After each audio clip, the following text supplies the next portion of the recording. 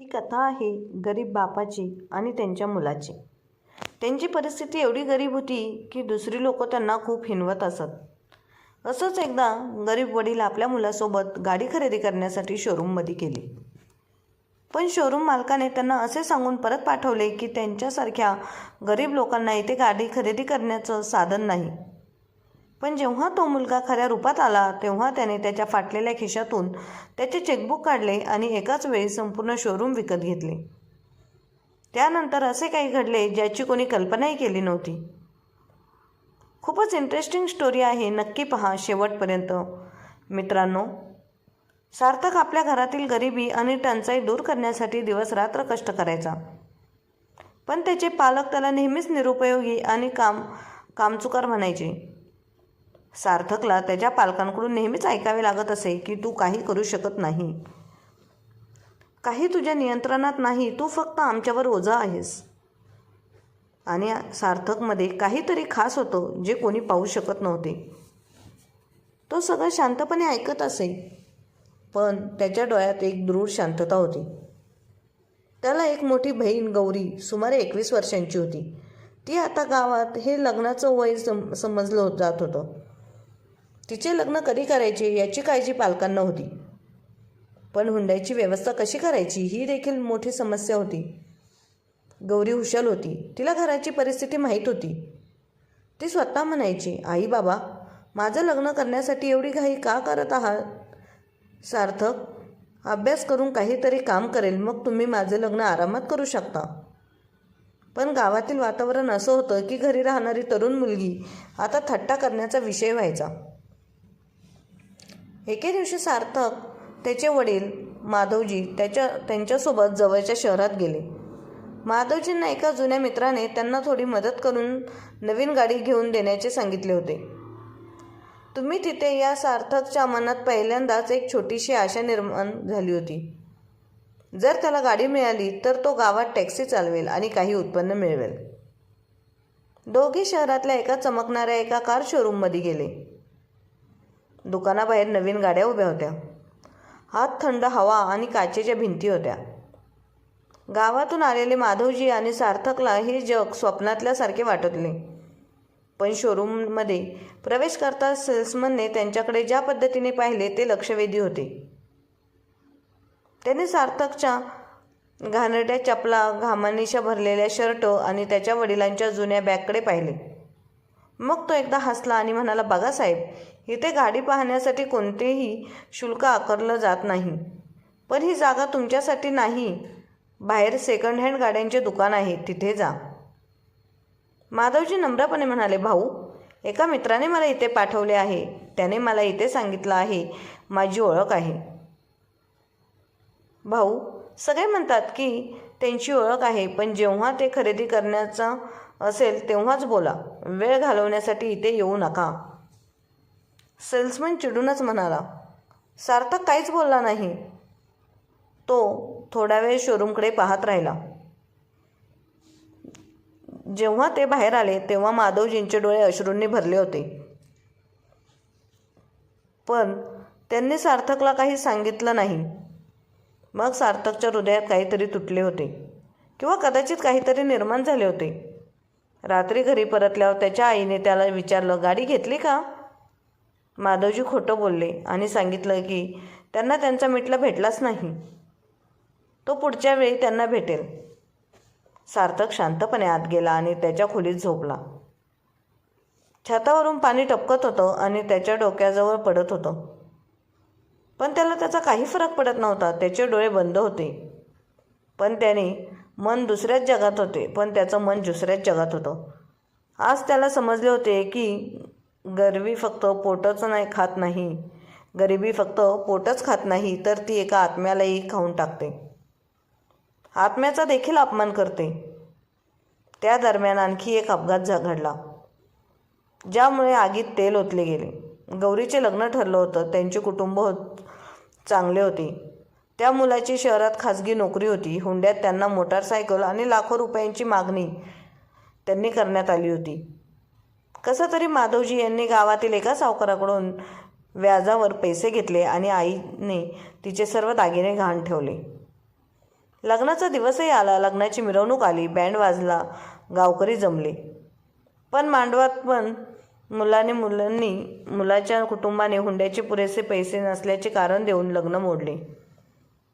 आमच्या मुलाला आदर आहे, आम्ही भीक मागत नाही, हे नातं आता होऊ शकत नाही. आणि संपूर्ण मंडप स्तब्ध झाला होता.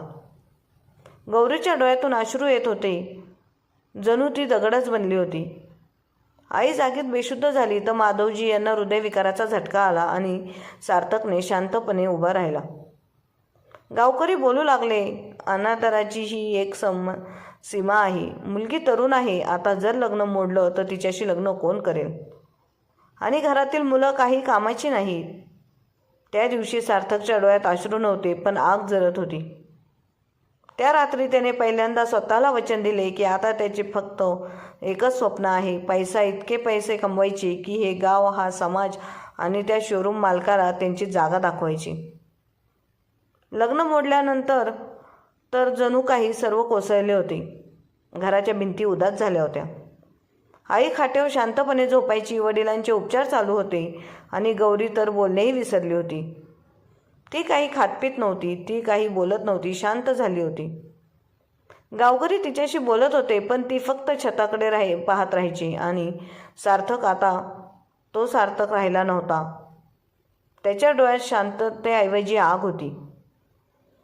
गावकऱ्यांना वाटले की तोही तुटून जाईल, पण तो आतून अधिक मजबूत झाला होता, मजबूत दिसत होता. आता तो जास्त बोलत नव्हता किंवा कुणाशी नजरेचा संपर्क साधत नव्हता. तो आता दिवस रात्र काम करत होता आणि रात्री अभ्यास करत होता.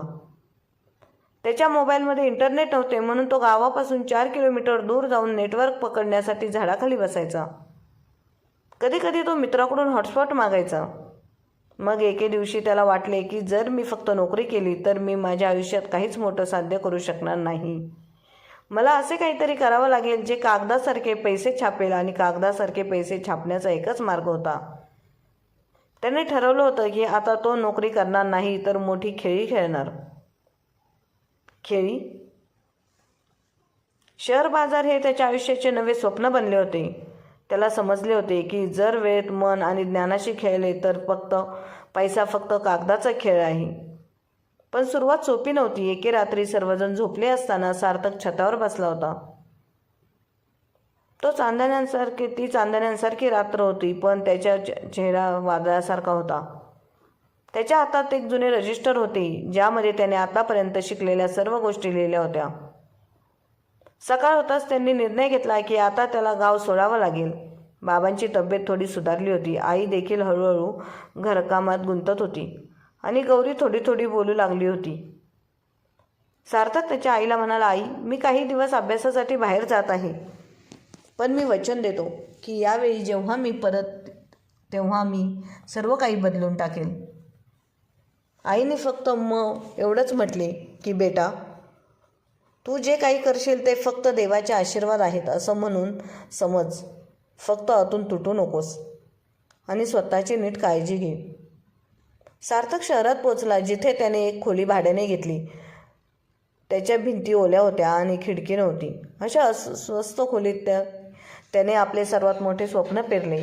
तो दिवसा इंटरनेट कॅफेमध्ये जायचा आणि तासनतास बसायचा. तो यूट्यूब ब्लॉग, बातम्यांमध्ये लेख, ट्रेडिंग आलेख आणि सर्व काही वाचायचा आणि समजून घ्यायचा. बऱ्याच वेळा तो उपाशी पण असायचा. त्याच्याकडे जेवायलाही पैसे नसायचे, पण त्याला त्याची पर्वाच नव्हती. एकदा तो भुकेमुळे बेशुद्धही पडला. रुग्णालयात जेव्हा त्याला शुद्ध आले तेव्हा डॉक्टरांनी सांगितलं की त्याला विश्रांतीची गरज आहे. पण सार्थकला विश्रांती नको होती, त्याला फक्त निकाल हवा होता. एके दिवशी त्याने एका व्हिडिओमध्ये ऐकले की जर तुम्ही शेअर बाजारात समजूतदारपणा आणि संयमाने खेळलात तर पैसा पुरासारखा येतो, पण जर तुम्ही लोभाने खेळलात तर सर्व काही वायाला जाते. त्याने मनावर घेतले. आता तो रात्रंदिवस डेमो ट्रेडिंग करायचा, म्हणजेच तो खरा पैसा न गुंतवता बाजारातील हालचाली समजून घ्यायचा. काही महिन्यानंतर त्यांनी त्याच्या गावातील एका जुन्या ओळखीच्या व्यक्तीकडून 5,000 रुपये उधार घेतले. त्याने त्याला सांगितले की त्याला एक कोर्स करायचा आहे. त्या पैशातून त्याने त्याचा पहिला छोटासा खरा व्यापार सुरू केला आणि इथून खेळ सुरू झाला. जेव्हा त्याला पहिल्यांदाच नफा झाला होता तेव्हा तो असू शकला नाही. त्याने फक्त डोळे मिटल्याने आकाशाकडे पाहिले, जणू तो कोणाचे तरी आभार मानत होता. हळूहळू त्याचा आता आत्मविश्वास वाढत गेला आणि प्रत्येक ट्रेंड पकडायला शिकला. कोणता शेअर कधी वाढेल आणि कोणता कधी पडेल हे त्याला माहीत होते. आणि सर्वात मोठी गोष्ट म्हणजे तो अजूनही तोच सार्थक होता जो पहिल्या दिवसासारखाच भूक आणि उत्साहाने व्यापार करायचा. त्याला अनेक वेळा पराभवाचा सामनाही करावा लागला, पण त्याने कधी हार मानली नाही. जेव्हा त्याच्या त्या खात्यात पहिल्यांदा 1,00,000चा टप्पा ओलांडला तेव्हा त्याने त्याच्या आईला फोन करून म्हटले, आई, आता काळजी करू नकोस. आता घराची आपली परिस्थिती नक्कीच बदलेल. पण तरी त्याच्या आईला सार्थक प्रत्यक्षात काय करत आहे हे माहीत नव्हते. ती फक्त म्हणाली, खुश राहा बेटा. हे जाणून समाधान मिळाले. काही महिन्यातच सार्थक लाखो रुपयांमध्ये खेळू लागला. त्याने एक निधी सुरू केला ज्यामध्ये त्याने त्याच्या काही जुन्या मित्रांनाही जोडले. त्याने त्यांना पैसे कमवण्याचे मार्ग शिकवले, त्यांना मदत केली, पण तरी त्या स्वतःला लपून ठेवले. त्याला शोरूम मालकाची आठवण आली. ते ऋणानुस्पद हास्य, ते तिरस्कार, पूर्ण रूप, सर्व काही त्याच्या रक्तात होतं. केलेला अपमान. आणि मग एके दिवशी सार्थकने स्वतःला बदलण्याचा निर्णय घेतला.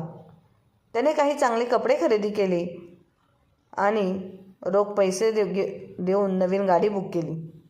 गाडीच्या डिलिव्हरीच्या दिवशी त्याने तोच शोरूम निवडलं ज्याने एकेकाळी त्याचा आणि त्याच्या वडिलांचा अपमान केला होता. तो गाडी खरेदी करायला गेला नव्हता, तो सूट घेण्यासाठी गेला होता. तिथे जेव्हा तो शोरूममध्ये शिरला तेव्हा तो जुना मॅनेजर तिथे होता. तो सार्थकला ओळखू शकला नाही, पण त्याचे डोळे तसेच होते, अहंकार आणि तिरस्काराने भरलेले. त्याने विचारले, तुम्हाला काय हवे आहे? सार्थक हसला, तुम्ही ती गाडी पाहताय, मला ती गाडी हवी आहे. मॅनेजर म्हणाले, ही गाडी खूप महाग आहे, तुम्ही पैसे देण्याच्या स्थितीत आहात का? सार्थकने शांतपणे टेबलावर एक फाईल ठेवली.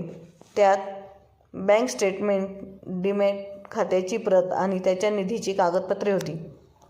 मॅनेजरचा चेहरा फिका पडला. तुम्ही सार्थक सिंग आहात का? त्याने घाबरून विचारलं. हो, सार्थक शांत आवाजात म्हणाला. आणि आज मी ही गाडी नाही तर पूर्ण शोरूम खरेदी करायला आलो. शोरूमचे वातावरण पूर्णपणे शांत झाले होते. आजूबाजूला शांतता होती.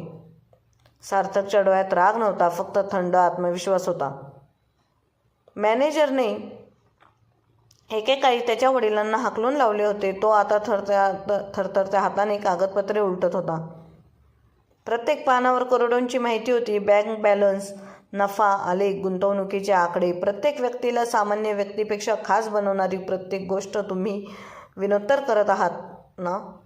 मॅनेजरने घाबरून विचारलं. सार्थक हसला. तुम्ही त्या दिवशी विनोद केला होता जेव्हा तुम्ही माझ्या बाबांच्या पायाखालून खुर्ची ओढली होती. जेव्हा तुम्ही म्हणाला होतात की ही शोरूम गरिबांसाठी नाही. आज मी तीच खुर्ची ओढायला आलो आहे. तितक्यात सार्थकने बाहेर उभा असलेल्या पीएला फोन केला. त्याच्याशी बोला, अंतिम दर तयार करा, मला आजच नोंदणी करायची आहे.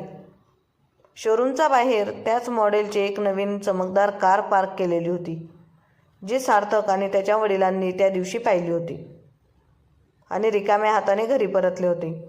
आज तीच कार सार्थकच्या नावावर होती आणि ती शोरूम देखील त्याच्या नावावर होणार होतं. काही तासांनी मॅनेजरने घशात गुदमरल्यासारखा आवाज काढला. तो त्या आवाजात म्हणाला, साहेब, मी तुम्हाला त्या दिवशी ओळखू शकलो नाही. मी खूप मोठी चूक केली. सार्थक हळुवारपणे बोलला, माणसं चुका करतातच, पण काही चुका माणसांना माणसं राहू देत नाहीत. पण काही चुका शोरूममधून बाहेर पडताना सार्थकने मागे वळून त्या दाराकडे पाहिले जिथून त्याला आणि त्याच्या वडिलांना अपमान करून बाहेर ढकलून लावलं होतं. आज तो मालकाच्या दारातून बाहेर आला.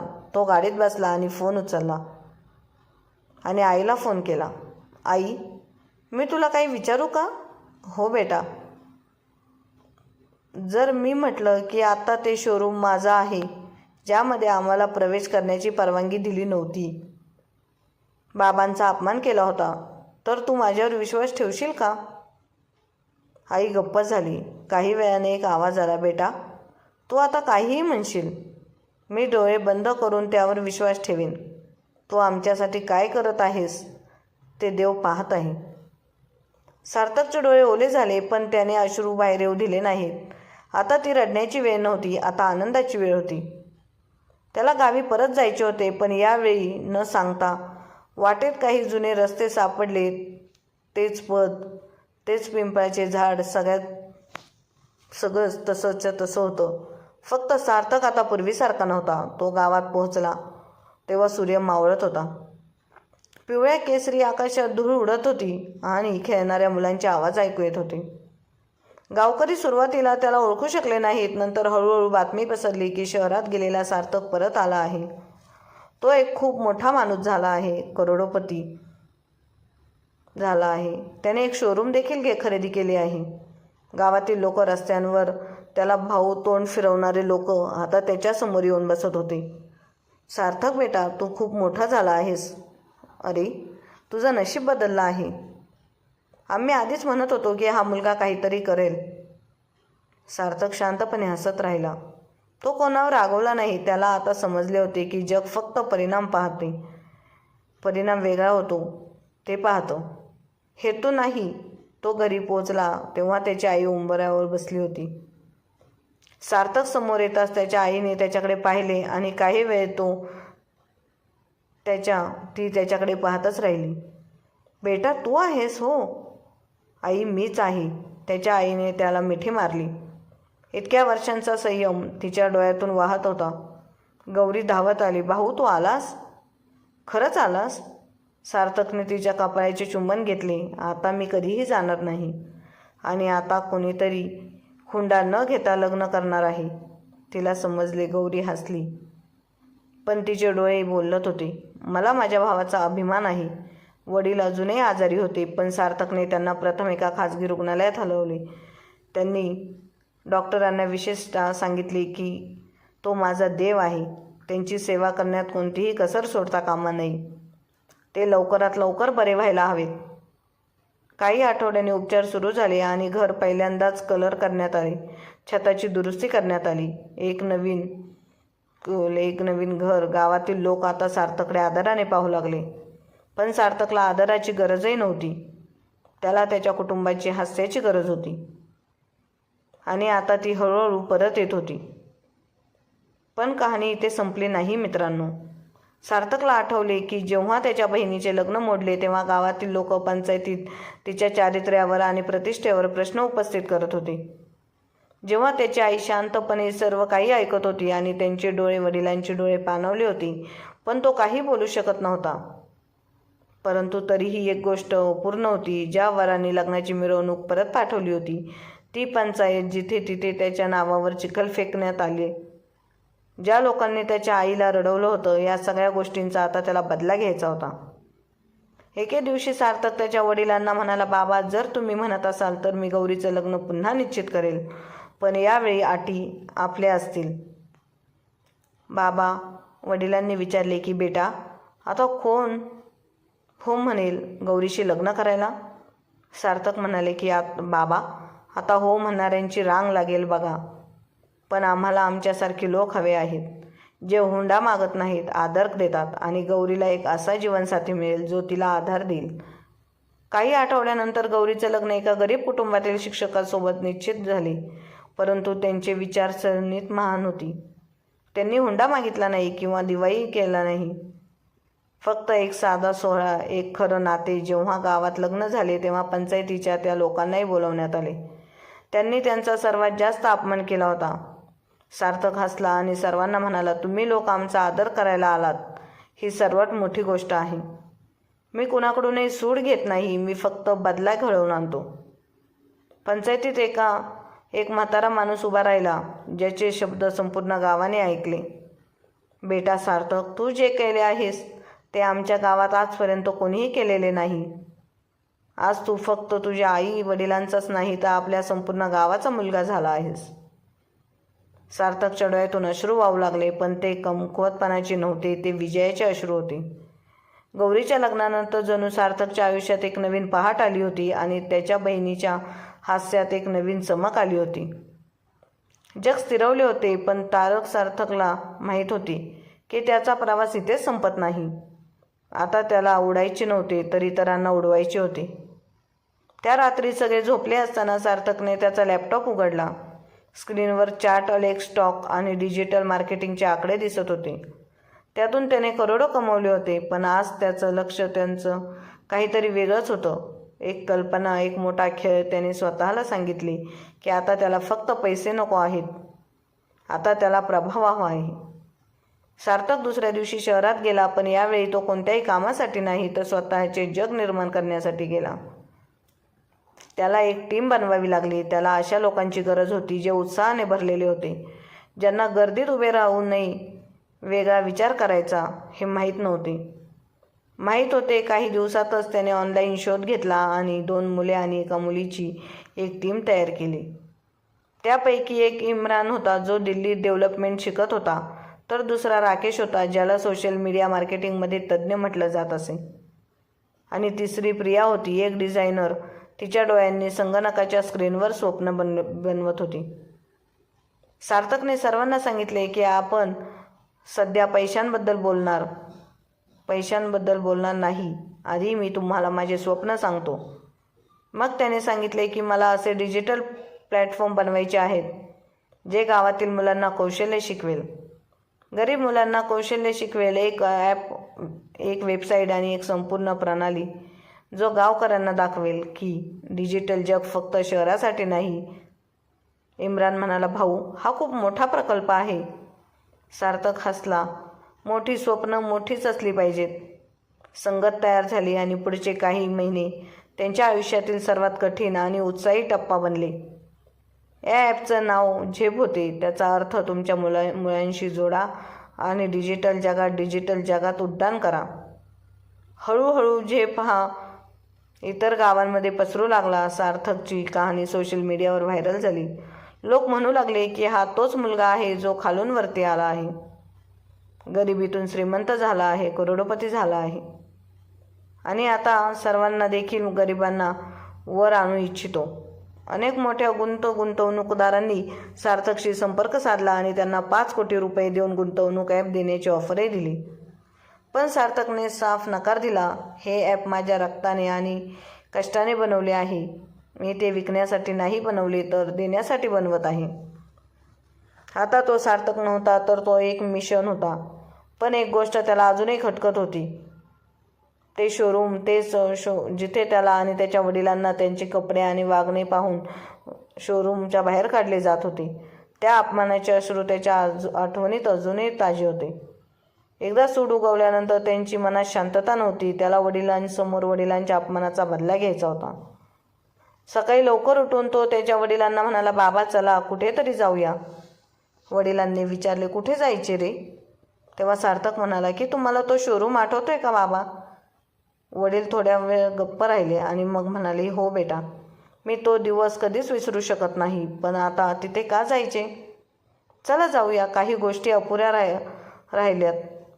सार्थकने स्वतःसाठी एक साधा कुर्ता पायजामा निवडला आणि त्याच्या वडिलांना जुने कपडे घालायला दिले. त्याची गाडी आता मर्सिडीज होती, पण आजही तो त्याच्या जुन्या सेकंड हँड कारने निघाला. त्याला कार पूर्ण हवी होती, जशी ती अपूर्ण राहिली होती. जेव्हा गाडी शहरातील रस्त्यामुळे धावत होती तेव्हा सार्थकच्या डोळ्यात ते जुने दृश्य पुन्हा पुन्हा येत होते. जेव्हा त्याला असे वागवले जात होते. तो माणूसच नाही, शोरूम तोच होतं, पण बोर्ड तोच होता. चमकही तीच होती आणि आतही तीच होती. थंड वारा, चहा आणि कॉफीचा सुगंध आणि विक्रेत्यांचे गर्विष्ठ हास्य. सार्थक आणि त्याचे वडील शोरूममध्ये पाऊल ठेवताच सेल्समनने त्यांना वरपासून खालपर्यंत पाहिले. सार्थकला माहीत होते की पुन्हा तेच घडेल. सेल्समन हसता म्हणाला, हो भाऊ, इथे गाड्या खूप महाग आहेत. बजेटमध्ये असेल तरच पहा. वडील काही बोलणारच होते तेव्हा सार्थकने त्यांचा हात धरला आणि हळुवारपणे म्हणाले, बाबा शांत राहा. बाबा मी सगळं सांभाळेल. सेल्समन पुन्हा म्हणाला, बघा, वेळ वाया घालवू नका. आम्ही फक्त गंभीर ग्राहकांशीच व्यवहार करतो. आता सार्थक हसला. ते हसे तिरस्काराचे नव्हते तर थंड आगीचे होते. मॅनेजरला फोन कर. सार्थक म्हणाला. सेल्समन चिडला. का? मॅनेजर तुमचा नोकर आहे का? सार्थकने खिशातून एक कागद काढला आणि त्याच्या हातात दिला. विक्रेत्याने पेपर पाहताच त्याचा चेहरा फिका पडला. त्यावर लिहिले होते, डील बंद, विक्रीसाठी शोरूमचा अंतिम खरेदीदार सार्थक सिंग. सार्थक शांत स्वरात म्हणाला, मी या शोरूमचा मालक आहे. विक्रेत्याची जीभ कोरडी पडली. बाकीचे कर्मचारी हळूहळू एका ठिकाणी जमले. सार्थक मोठ्या आवाजात म्हणाला, आठवतंय काही? वर्षापूर्वी मला आणि माझ्या वडिलांना या दारातून बाहेर काढण्यात आले होते, कारण आम्ही गरीब दिसत होतो, कारण आमच्यात वृत्ती नव्हती, आमच्याकडे ब्रँडेड कपडे नव्हते. आज मी तुमचा मालक आहे, पण मी तोच सार्थक आहे. फरक फक्त एवढाच आहे की मी आता शांत नाही. मॅनेजर आला आणि सार्थकला अभिवादन करत म्हणाला, सर, आम्हाला माफ करा, तुम्ही इथे आहात हे आम्हाला माहीत नव्हते. सार्थकने व्यक्तपणे म्हणाला, माफी मागण्याची काही गरज नाही, पण एक गोष्ट नक्कीच शिका, कुणाच्याही कपड्यांवरून त्यांचा न्याय करू नका. तुम्हाला आम्ही गरीब वाटलो, पण कदाचित तुम्हाला आम्ही माणसं वाटत नसणार. संपूर्ण कर्मचारी शांत उभे होते. वडिलांच्या डोळ्यात अश्रू होते. त्यांनी सार्थकच्या खांद्यावर हात खांद्यावर ठेवला आणि म्हणाले की बेटा, आज तू जे केले आहेस ते फार कमी लोक करू शकतात. तो अपमानाचा बदला आदराने घेतला आहेस. सार्थक हसला आणि म्हणाला, बाबा, बदला कधीच रागाने घेतला जात नाही, तो बदलानेच घेतला जातो. आणि मी नुकतेच उत्तर दिले आहे, तेही माझ्या पद्धतीने. त्याच वेळी सार्थकने शोरूममध्ये एक विशिष्ट सवलत योजना सुरू करण्याचा आदेश दिला. जर गावातील कोणत्याही गरजू शेतकरी किंवा गरीब कुटुंबाला गाडी हवी असेल तर ती त्यांना विशेष सवलती दिली जाणार. आणि भिंतीवर एक मोठे पोस्टर लावण्यात आले, कधीही कुणालाही कमी लेखू नका, उद्या तो तुमचा मालकही असू शकतो. आता सार्थक त्या खुर्चीवर बसला होता जिथे त्याला कधी बसण्याची परवानगी नव्हती, पण तरीही त्याच्या मनात अभिमान नव्हता, तो फक्त समाधानी होता. परत येताना वडील आणि मुलगा गाडीत बसले तेव्हा वडील म्हणाले की बेटा, आता तू काय विचार करत आहे? सार्थक म्हणाला, आता खरा खेळ सुरू व्हायला हवा. बाबा, आता आपल्याला माझ्यासारख्या हजारो सार्थकांना तयार करावं लागेल. आणि गाडी हळूहळू गावाकडे जाऊ लागली. मित्रांनो, ही आता गरीब संघर्ष स्वाभिमान आणि कुटुंबातील प्रेमावर आधारित असून ती दाखवते की संघर्ष हा यशाचा पाया असतो आणि माणसाने जर मनात ठरवलं तर कोणतीही परिस्थिती बदलू शकते. तर बघा मित्रमैत्रिणींनो, तुम्हाला सार्थकचा खडतर प्रवास कसा वाटला? आणि गरिबीतून 1 करोडपती झालेल्या व्यक्तीचा खडतर प्रवास तुम्हाला नक्कीच आवडला असेल तर आपल्या चॅनलला लाईक, शेअर, सबस्क्राईब नक्की करा. धन्यवाद.